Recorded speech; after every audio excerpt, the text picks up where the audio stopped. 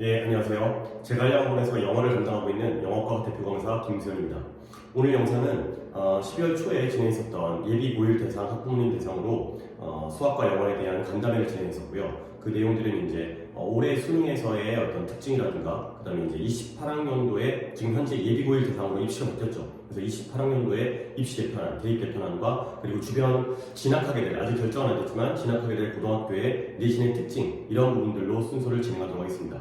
물론 이제 영상이 칠판에 PPT를 띄워놓고 하는 영상이기 때문에 화질이라든가 아니면 글자가 좀 작은 부분들, 이런 부분들은 좀 데이터 같은 부분들은 일시정지라든가 아니면 좀 화면의 확대라든가 이런 식으로 좀 봐주시기를 좀 양해 부탁드리겠습니다.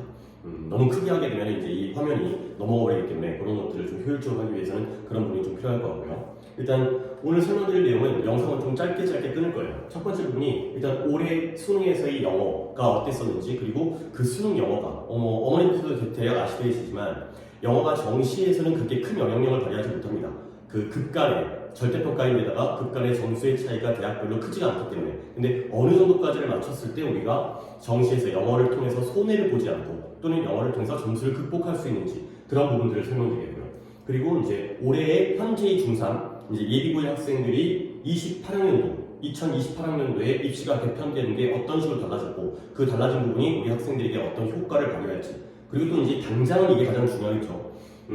주변 고등학교 한 4개 정도의 고등학교를 뽑았고요. 그 4개 고등학교의 내신의 시험 범위라든가, 그리고 이제 문제의 난이도, 그 다음에 특이한 유형의 문항들, 이런 것들을 하나씩 따져보겠습니다. 그리고 4번은 이제 개별적으로 설명을 드리도록 하겠고요. 자, 일단 첫 번째 부분부터 시작해보겠어요. 일단 표가 굉장히 작습니다. 근데 이 표가 그래도 학생들 또는 학부모님께서 좀 아셔야 되는 부분이기 때문에 이 부분들은 조금 제가 약간 위치를 피할 수도 있으니까요. 이제 좀 확대해가지고 좀 보시면 될 것 같아요. 일단 제 전체적인 설명을 좀 드리고요. 대학교에서요, 영어가 어느 정도 정시에서 반영이 되는지, 이 부분입니다.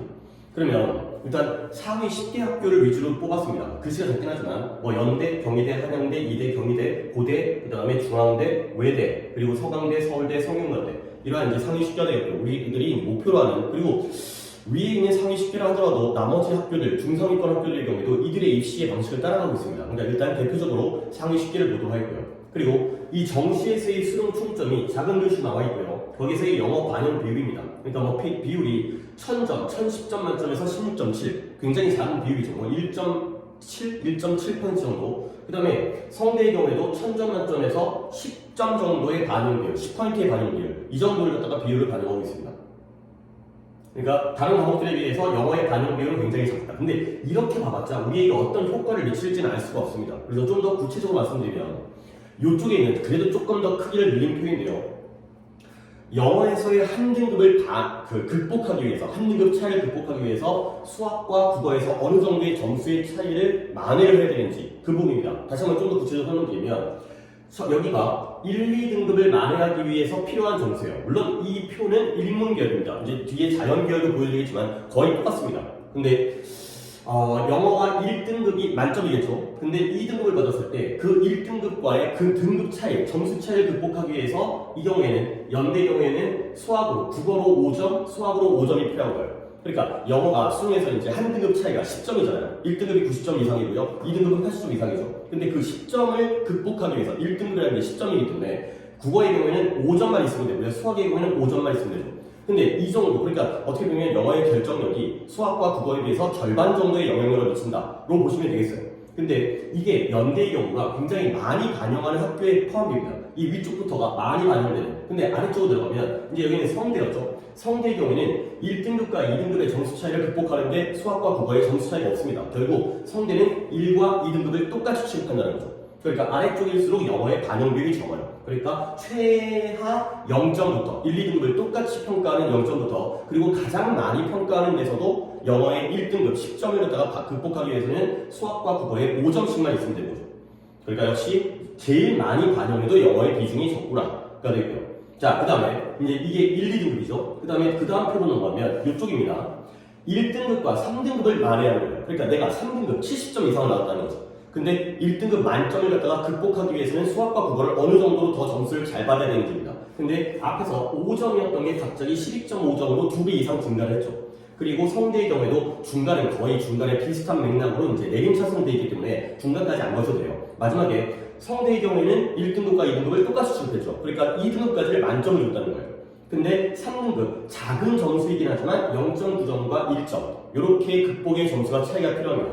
그러니까 물론 이것도 12.5점, 10.5점인데 두 등급이기 때문에 20점이죠. 수능에서의 20점이 이제 두 등급이기 때문에 그걸 극복하기 위해서는 역시 수학과 국어에 비해서는 반영비율이 적고, 그리고 성대는 점수의 극복의 점수 차이가 생기긴 했지만 겨우 1점 정도밖에 안 되는 이 정도 비율이 되겠어요. 계속 제가 설명하면서도 정시에서의 영어 반영 비율이 적다라는 설명을 하고 있어요.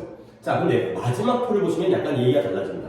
마지막 표는 이 마지막 줄이죠. 여기에 1등급과 4등급을 만회할 때 필요한 점수예요. 그러니까 영어를 이제 영어가 반영 비율이 적다 보니까 영어를 남들은 좀 별로 안 한다는 거죠. 국어 수학을 더 위주로 하고 그다음에 탐구 과목을 더 많이 하죠. 그러다 보면 4등급을 맞는 경우도 있다는 거죠. 물론 4등급 영어 4등급이 쉽게 이쪽을 지원하기는 쉽진 않겠지만 뭐 국어와 수학과 다른 과목들을 잘한다면 충분히 지원할 수 있겠죠. 그랬을 때 4등급 60점 이상을 맞은 학생이 영어에서 만점까지 1등급 받은 학생들과의 그 격차를 극복하기 위해서는 필요한 점수가 25점, 결국 2배가 되는 거죠. 그 다음에 25점, 그 다음에 여기서도 아까는 1점 정도의 차이였었는데요. 조금 확대해서 보시길 바랍니다. 1점 정도의 차이였는데 여기서는 거의 10배 가까이 8점과 9.7점 이 정도로 급격하게 성적 늘어납니다. 이 점수에 극복해야 될 점수가. 그러니까 그렇다 하더라도 영어가 다른 과목에 비해서 정시의 반영비율이 적긴 하지만 근데 학교에서도 생각하는 게 있다는 거죠. 2등급 정도까지는 1등급뿐만 아니라 2등급 정도까지는 괜찮다는 거죠. 근데 3등급이 되면 조금 영어가 70점이 나왔다는 게 아무래도 학습 능력이 좀 떨어진다는 그런 이제 방증이기도 하기 때문에 그런 부분은 조금 반영을 키워요. 근데 여기로 가게 되면 뭐 뒤까지는 볼 필요도 없고요. 상위 10대 대학에서 4등급을 받게 되면 거의 극복하기가 어렵다는 거죠. 정시는 다시 한번 아시다시피 0점, 소수점으로 합격이 당락이 결정이 됩니다. 근데 내가 영어가 4등급인데 1등급까지를 위해서는 수학과 국어 더 어려운 과목에서 25점까지의 점수로 극복을 해야 된다는 거예요. 그러니까 이 표에서 일단 중간 결론을 내려드리면 정시에서의 영어의 반영비율은 적습니다. 하지만 그건 그래도 상위권의 문제죠. 1, 2등급까지는 크게 영어가 영향력이 없어요. 근데 3등급 또는 4등급으로 떨어지게 되면 급격한 차이를 만들어내기 때문에 다른 국어 수학으로 극복할 수 없는 점수의 차이가 생기는 거죠. 그렇다면 물론 입시에는 수시도 있고 그다음에 논술도 있고 학생부도 있고 정시도 있긴 하겠지만 내가 그래도 정시에서의 영어를 갖다가 공부를 어느 정도 한다면 최소 3등급까지는 맞춰놔야지 다른 내가 더 잘하는 강점인 과목으로 극복이 가능하다는 거예요. 물론 2등급 또는 1등급까지 맞춰주면 더할 나위 없겠지만 공부에 이제 어떤 선택과 집중을 위해서라면 영어를 갖다가 등한시해서는 안 되는 거죠. 여기까지 끌려서 내려오게 되면은 그건 극복하기 어렵다. 그 정도로 보시면 되겠습니다. 거의 인문계열에서 자세히 설명을 드렸기 때문에 그 자연계열에서는 그냥 간단하게 보세요. 별로 차이가 없습니다. 그러니까 첫 번째와 마지막 보면 연대의 경우에는 아까도 말씀드렸듯이 1, 2등급을 극복하기 위해서는 수학과 국어가 5점이 필요했고요. 성균관대의 경우에는 0점이죠. 즉 1, 2등급까지를 만점으로 취급하는 거죠.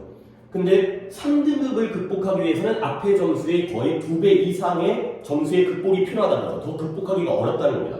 그리고 성대도 아까와 반대긴 하지만 아까는 이제 인문계열이고 이번엔 자연계열이기 때문에 1점 또는 0점이죠. 아직까지도 미미하죠. 근데 4등급, 3등급을 벗어난 학생의 경우에는 극복할 수 없을 정도의 많은 점수의 차이가 필요하다는 거죠. 25점과 그 다음에 아까 봤었던 9.7점까지가 됐습니다.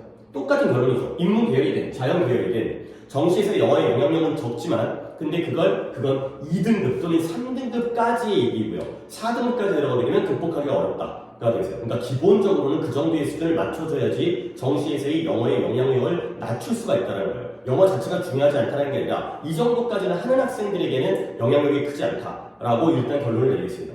그러면 일단 다시 한번 물론 1등급을 받는 게 좋죠. 근데 영어에 올인할 수가 없는 상황이기 때문에 또는 2등급까지 또는 어떻게 보면은 내가 다른 과목에 강점이 있다면 3등급까지를 맞기 위해서는 이제 어떻게 해야 되는지를 좀 설명을 드리겠습니다.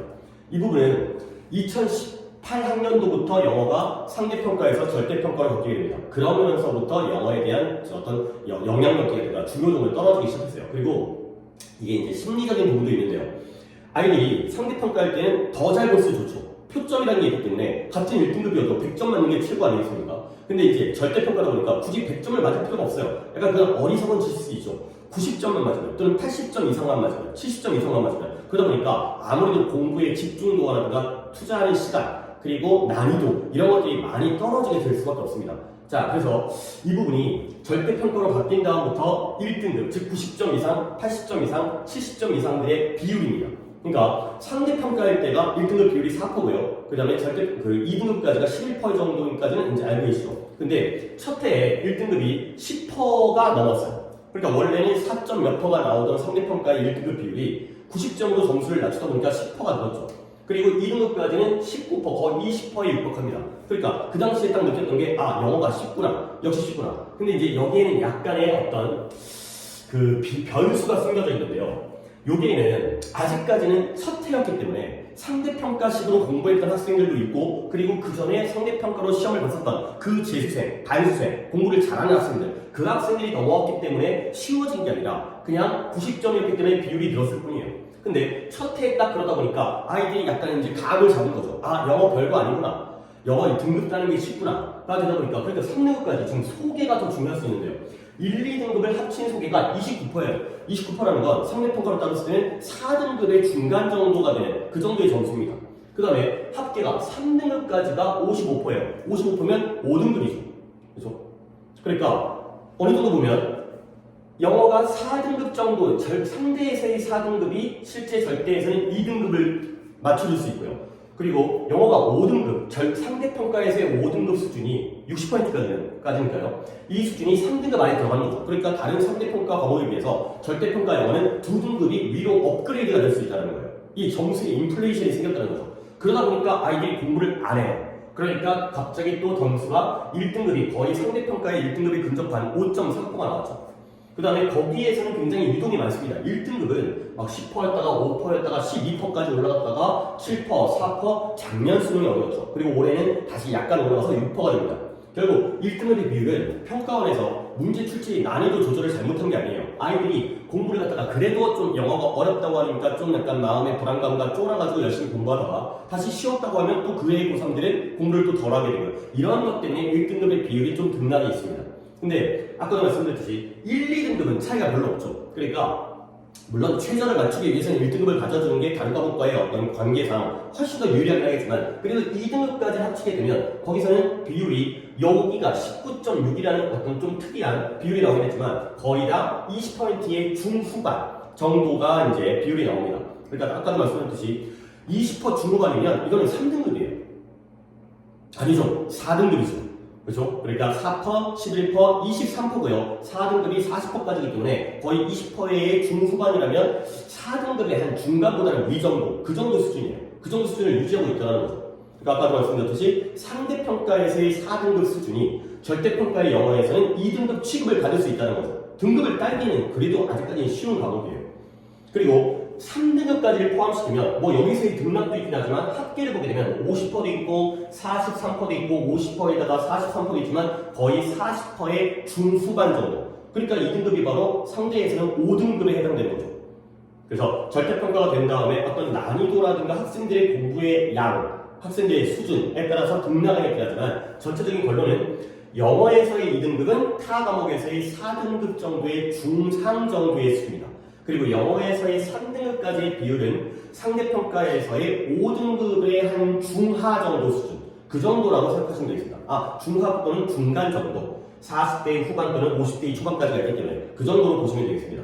그리고 이제 올해 수능을 조금만 더 설명드리면, 올해 수능은 1등급의 비율은 늘었어요. 4.7, 작년 수능이 어려웠기 때문에 거기에 대한 어떤 반응으로서 평가에서 약간 쉽게 낸 것도 약간은 쉽게 낸 것도 있지만 아이들이 좀 더 공부를 했을 수 있죠. 그래서 6.2가 됐고요. 근데 오히려 2등급의 비율은 줄었어요. 뭐 이 정도의 차이는 큰 차이는 아니지만 3등급의 비율도 줄었어요. 이게 어떤 의미를 갖냐면 1등급 아이들의 경우에는 문제를 그래도 더 잘 풀었는데 2, 3등급 아이들의 점수가 떨어졌다는 건 굉장히 어려운, 우리가 보통 소위 얘기하는 킬러 문항이죠. 킬러 문항의 숫자는 줄었다는 거예요. 근데 준킬러, 즉 킬러보다는 아랫단계의 좀 어려운 문제가 오히려 더 늘었어요. 그러니까 킬러가 줄다 보니까, 가장 어려운 문제가 줄다 보니까 잘하는 애들은 성적이 올라요. 근데 그 킬러뿐만 아니라 어차피 이쪽 아이들은 킬러도 틀리고, 근데 준킬러도 틀리다 보니까 얘네들의 아이들의 점수가 이제 비율이 줄게 되는 거죠. 그게 올해의 수능의 특징이라고요. 자, 그러면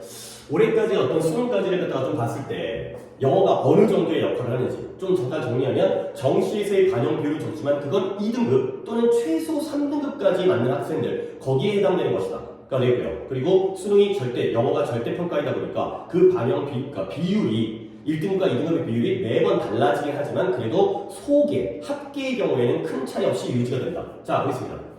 난이도에 따라서 물론 이 안에는 학생들의 공부의 양에 따라서 등급 1등급 비율의 편차는 그래도 한 2배 가까이, 2배 이상, 4%에서 12%까지 늘어나긴 하지만 1, 2등급의 학사는 20% 중반 정도를 유지하고 있어요. 여기서는 큰 차이가 없다는 거죠.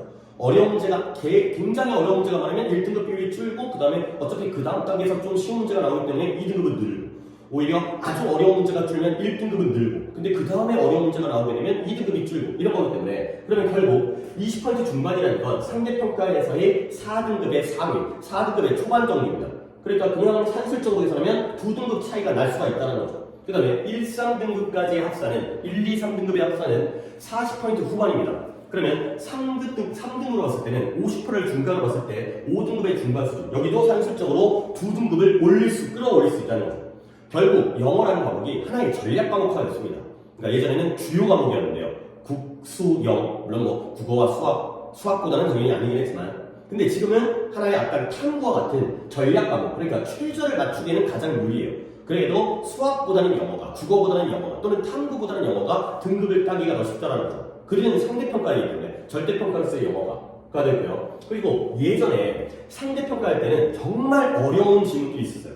요즘 수능이 어려워진다고 하지만 예전에 한 2014, 2015, 6 요때의 문제가 더 어렵습니다. 굉장히 추상적이고요. 빈칸 추론의 경우에는 문제를 읽으면서도 이게 뭔 말인지 모르겠고 답도 몰라요. 이런 경우는 거의 찝는 수준밖에 안 되는데요. 그런 질문은 최고의 킬러 문항은 좀 사라집니다.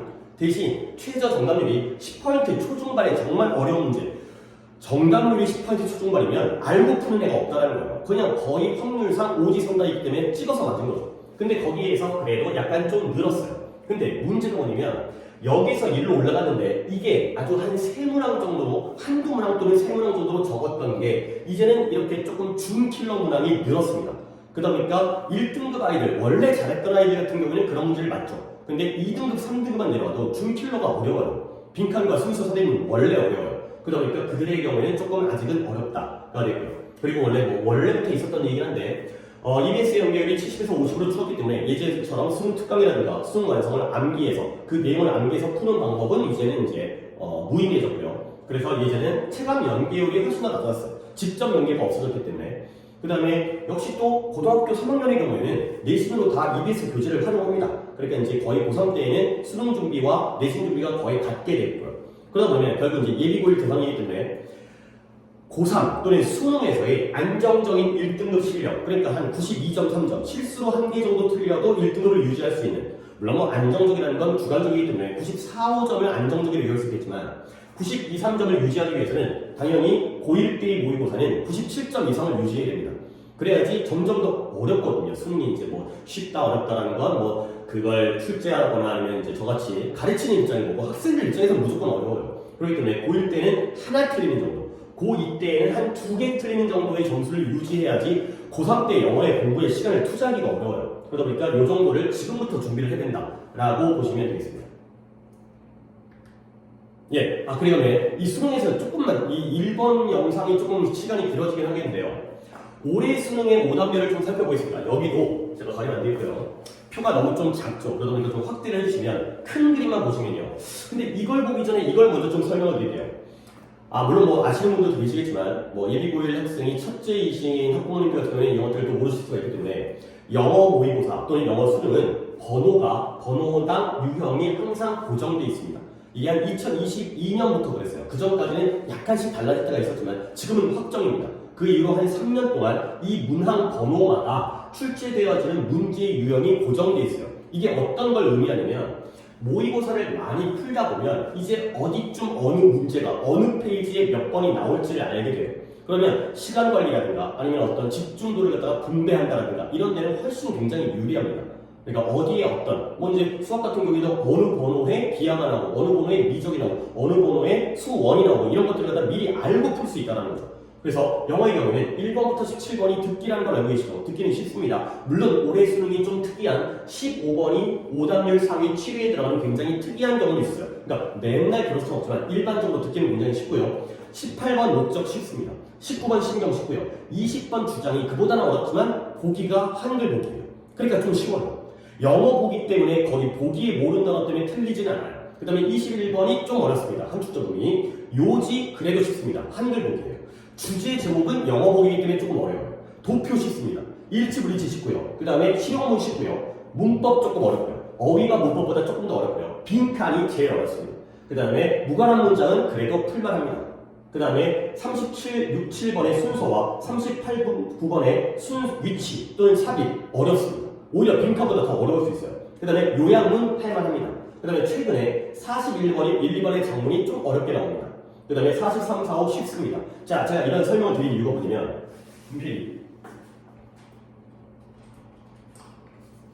쉬운 문항만 다시 한번 짚어보겠어요. 듣기 쉽다고 했죠. 쉽습니다.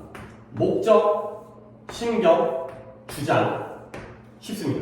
그 다음에 도표, 일치불일치, 실용문 쉽고요. 그리고 뭐 여기에도 조금 풀만한 문제가 있긴 하지만 쉬운 것만 한다면 43, 4, 5번이 쉽습니다.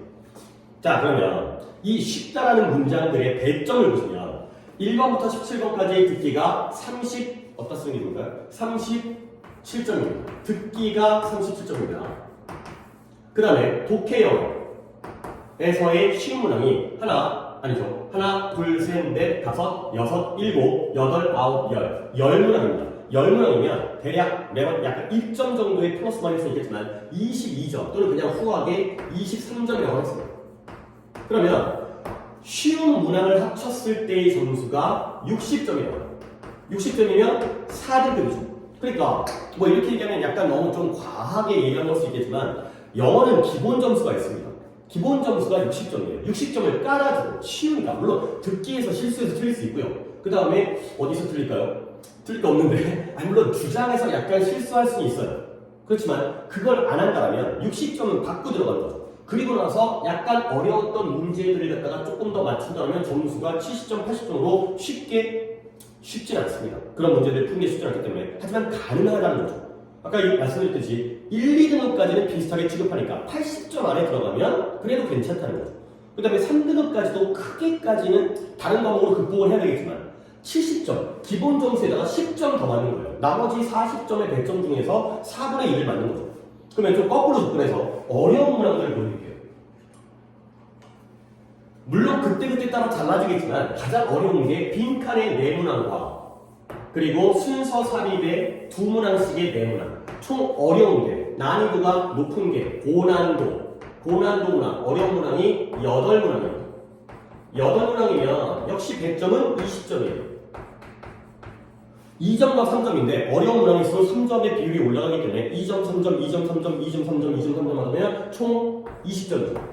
그러니까 이 어려운 것들을 다 틀리면 물론 어려운 것들 중에서 찍어서 맞을 수도 있겠지만 이 쉬운 것들 중간 정도에서도 틀릴 수는 있기 때문에 근데 그런 것들을 다 플러스 마이너스 상쇄를 시키려면 이 어려운 것만 틀리면 80점 2등급이 나온다는 거예요.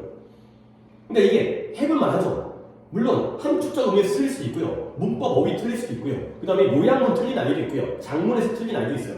그러면 대신 그 정도의 실력을 올린 상태에서 이 어려운 8문항을 조금만 더 맞춰준다면 그래도 2등급이 충분히 가능하다는 거예요.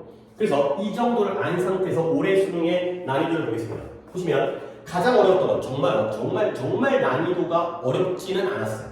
근데 정답률이 오답률이 나오는데요. 정답률은 15.7%밖에 안 되죠. 빈칸이에요. 32번. 빈칸입니다. 빈칸. 두 번째 빈칸이에요. 31, 2, 3, 4가 빈칸이기 때문에 34번 빈칸이에요. 다섯 번째 33번 빈칸이에요. 그 다음에 37번이 순서죠. 그러니까 그때 따라서 항상 이렇게 빈칸이 제일 어렵고 순서 삽입이 그 다음이진 않아요. 이것도 섞이긴 하는데 빈칸과 순서 삽입이 가장 어려운 유형에 들어간다는 건 매번 수능과 모의고사에서 항상 유지가 되는 겁니다. 그러니까 이제 이런 것들이 바로 전략인 거예요.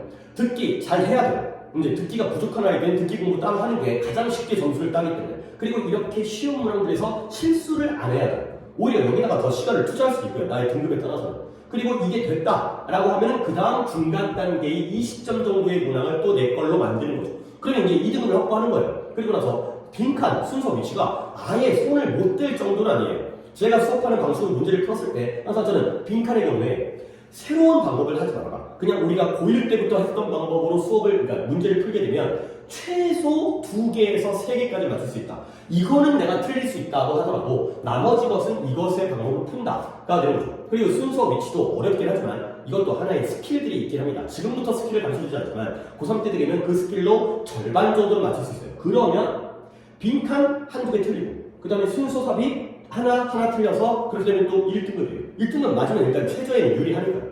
그래서 모의고사의 경우에는 이런 식의 출제의 번호가 매겨져 있기 때문에 이런 식으로 전략적인 학습이 가능하고 그렇게 되면 자신의 점수를 기본 점수를 60점으로 만들어 놓고 그리고 나서 10점씩 10점씩 이렇게 올려가는 방법으로 이제 수능을 또는 모의고사를 대비하면 되겠습니다. 첫 영상이 시간이 굉장히 길었는데요.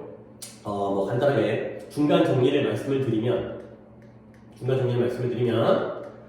수능에서의 정시에서의 수능 영어의 비율은 그러니까 반영 비율은 중요도는 낮다. 하지만 그건 1, 2등급까지 또는 후하게 봐서 내가 다른 과목을 잘한다면 3등급까지의 문제예요. 4등급을 넘어가는 순간 영어가 발목을 잡는다가 되고요.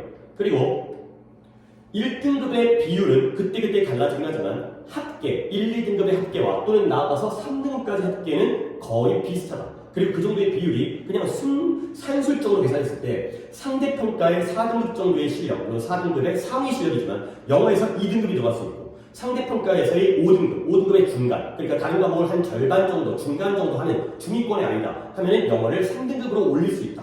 가 되는 거죠. 그리고 그 올릴 수 있는 이유가 바로 이런 식의 문제의 유형과 난이도의 구성을 가지고 있기 때문이다. 까지가 되겠습니다. 예, 영상이 좀 길었는데 긴 시간 시청해주셔서 감사합니다. 다음 영상으로 또 뵙도록 하겠습니다.